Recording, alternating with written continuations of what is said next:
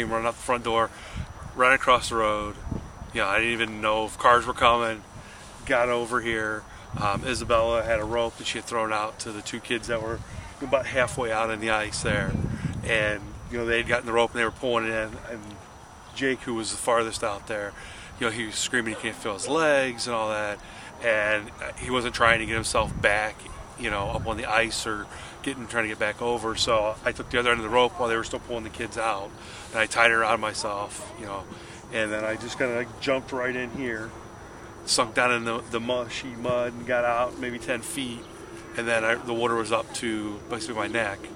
And then I tried to climb up on the ice and got up on the ice for a little bit, you know, and got out a little bit farther, and then I went through the ice.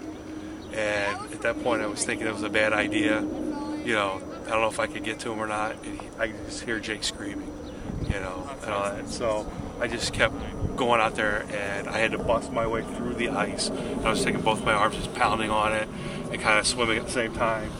And when I got way out there, I couldn't quite reach him. I don't know if there was a, you know, if they had or at the end of the rope or whatever. I couldn't quite reach him, and he had a little stick in his hand, and he just kind of brought the stick over just a little bit farther, and I could just grab the end of the stick there, and I just pulled him over to me and grabbed his arm, and then pulled him over to my back here, and I took his arm, put it around my neck, and I told him just hold on my neck. And as soon as I said that, you know, the parents here, they at the other end of the rope, they just pulled back real quick and pulled us about, you know, a little more than halfway back in, and that's where the ice was that I climbed over, and pulled me up against the ice, and it wasn't breaking or anything, and they just kept pulling and pulling, and I was yelled stop.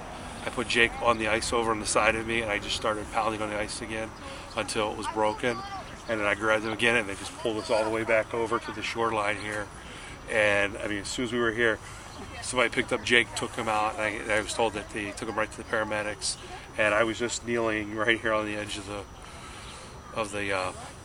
pond here, and somebody threw a towel or a blanket over me, and, you know, just a couple seconds there to catch my breath, and then I got up, and, you know, the cops were all coming over to see if everything was okay and make sure nobody else was still in the water or anything. So, you know, it's one of those things, you know, I would hope somebody would do it for my kids if they were ever in trouble, you know.